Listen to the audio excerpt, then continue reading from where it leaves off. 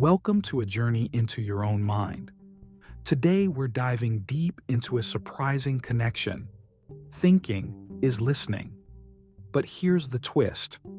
What you're listening to isn't the truth.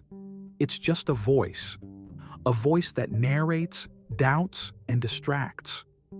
What if I told you, though, that you aren't the voice? You're the one who hears it.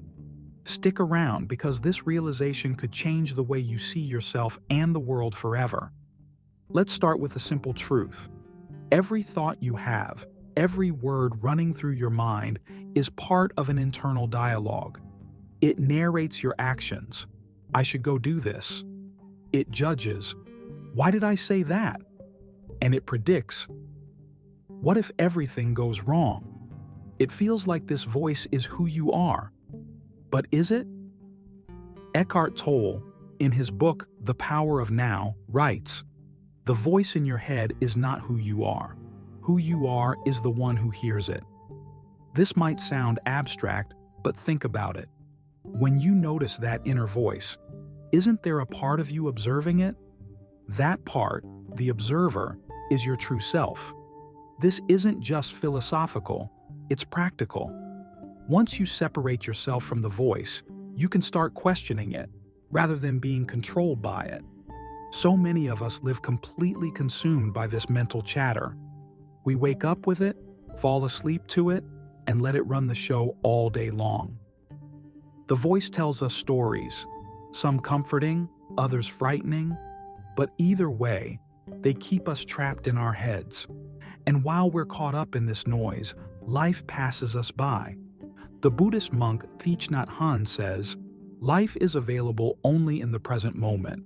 If you abandon the present moment, you cannot live the moments of your daily life deeply." How many moments have we missed because we were lost in thought? The good news is that there's a way out.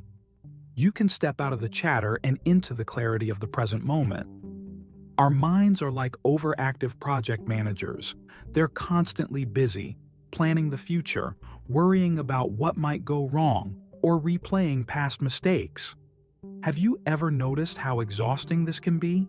It's like carrying a weight that you can never put down. But here's the thing. Life doesn't happen in the future or the past. It happens now. Rumi, the 13th century Persian poet, wrote, "Try not to resist the changes that come your way. Instead, let life live through you. And do not worry that your life is turning upside down. How do you know that the side you're used to is better than the one to come?" The mind keeps us occupied, but when we let go of its grip, we discover the beauty of life in the here and now. One of the most liberating realizations is this: you are not your thoughts. Thoughts come and go, just like clouds in the sky. Some are light and fluffy, others dark and stormy, but none of them define the sky itself. In The Untethered Soul, Michael A. Singer writes, "You are the one who sees what's happening. You are the one who hears what's happening. You are the one who experiences your inner world. You are not your thoughts. You are aware of your thoughts. This awareness creates space to observe without being swept away. It's in this space that we find freedom." Now let's not be too harsh on the inner voice. It's not inherently bad. In fact, its purpose is often to protect you. It wants to prepare you for challenges, to keep you safe from harm. But it has a tendency to overdo it, creating stress and chaos where none is needed. As the Zen teacher Shunryu Suzuki once said, "Life is like stepping onto a boat which is about to sail out to sea and sink." The voice tries to protect you from this inevitability, but its frantic attempts often create more harm than good. When we observe it calmly, however, we can appreciate its intention without letting it take over. The inner voice is a lot like a companion whispering to you during a movie. You're trying to enjoy the show, but they keep nudging you. "What do you think will happen next?" Or, "Did you notice that mistake?" It's distracting. But imagine if you stopped engaging with this companion.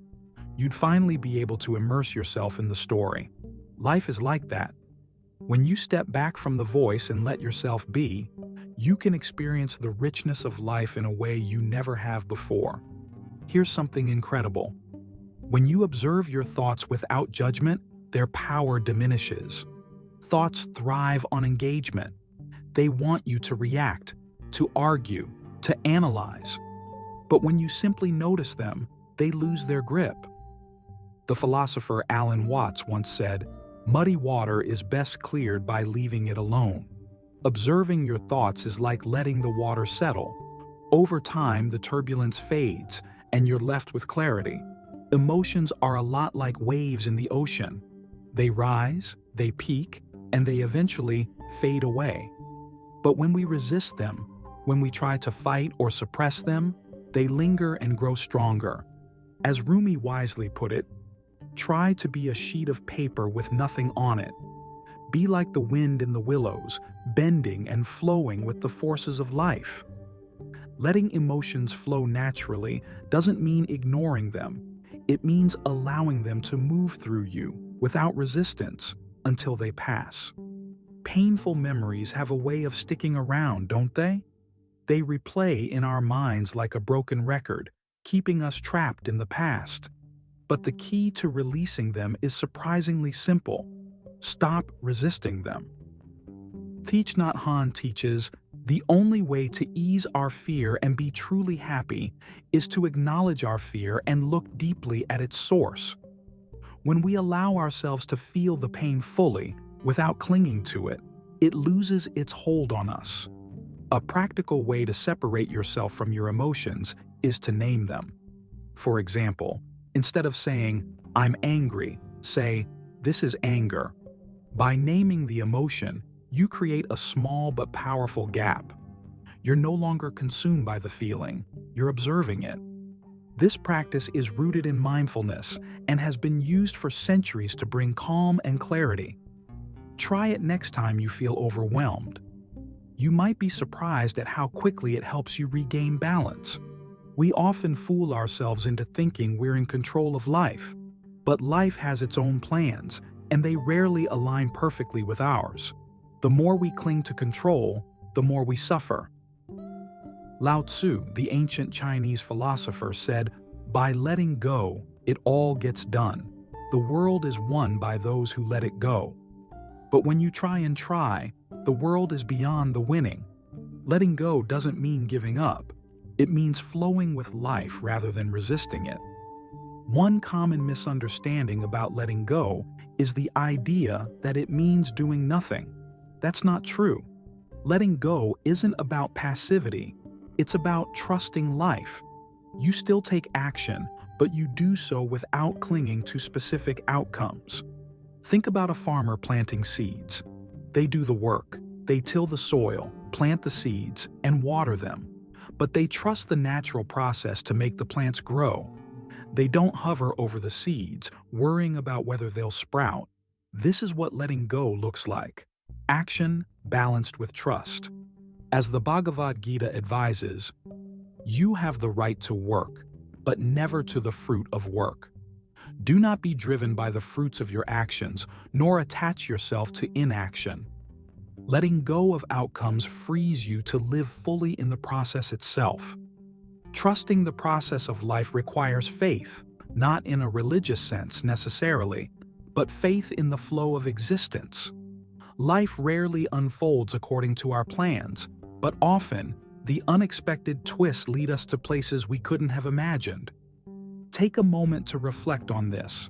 How many times have you looked back at a challenge or a disappointment and thought, "That turned out better than I expected"?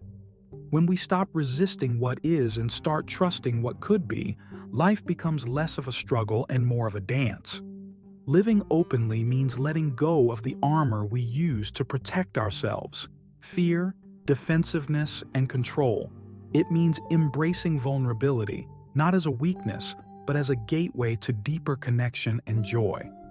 Brené Brown, a researcher on vulnerability, says, "Vulnerability is not winning or losing. It's having the courage to show up and be seen when we have no control over the outcome." This openness invites life's full spectrum of experiences: joy, love, sadness, and growth. By letting go of fear, we open the door to authentic living. Many of us fear vulnerability because we associate it with pain or rejection. But here's the paradox. Vulnerability is where life's greatest treasures are found. It's in vulnerability that we find love, connection, and meaning. Khalil Gibran wrote, "Your pain is the breaking of the shell that encloses your understanding." By allowing ourselves to feel deeply and share authentically, we break free from the limitations of fear and step into the strength of our true selves. Vulnerability isn't weakness, it's courage. One of the most powerful tools for finding freedom is to anchor yourself in the present moment. The easiest way to do this is through your senses. What do you see, hear, feel, or smell right now? The Zen master Thich Nhat Hanh often speaks about using everyday moments to practice mindfulness. Drink your tea slowly and reverently, as if it is the axis on which the world Earth revolves, slowly, evenly, without rushing toward the future. By grounding yourself in the now, you free yourself from the distractions of the past and future. Life becomes vibrant, rich, and real. Here's a profound truth. Freedom doesn't come from changing your external circumstances. It comes from changing your internal relationship with life. When you let go of mental chatter, emotional baggage, and the illusion of control, you uncover a deep sense of peace and joy. This isn't about living a perfect life. It's about embracing life as it is, messy, unpredictable, and beautiful. As Viktor Frankl, a Holocaust survivor and psychiatrist, wrote, "When we are no longer able to change a situation, we are challenged to change ourselves." Inner freedom is the ultimate power. No external force can take it from you. So what does it mean to truly embrace life? It means saying yes to all of it. The joy, the pain, the uncertainty, and the beauty. It means showing up fully present without resistance or fear. When we live this way, we uncover a peace that persists even in the chaos. This peace isn't about avoiding life's challenges, it's about meeting them with a steady heart and an open mind. The poet Mary Oliver asks in one of her most famous lines, "Tell me, what is it you plan to do with your one wild and precious life?" Life is precious because it's fleeting, because it's unpredictable, because it's now. Embrace it, and you'll discover a freedom that nothing can shake. Thinking is listening. But remember, you're not the voice, you're the one who listens. When you learn to observe your thoughts and emotions without judgment, to let go of control, and to live in the present, you unlock a profound sense of freedom and peace. So, the next time your mind starts to chatter, pause, breathe, listen, and remember, you are not your thoughts, you are the observer. Thanks for spending this time with me today. If this resonated with you, share it with someone who might need to hear it. I'll see you next time.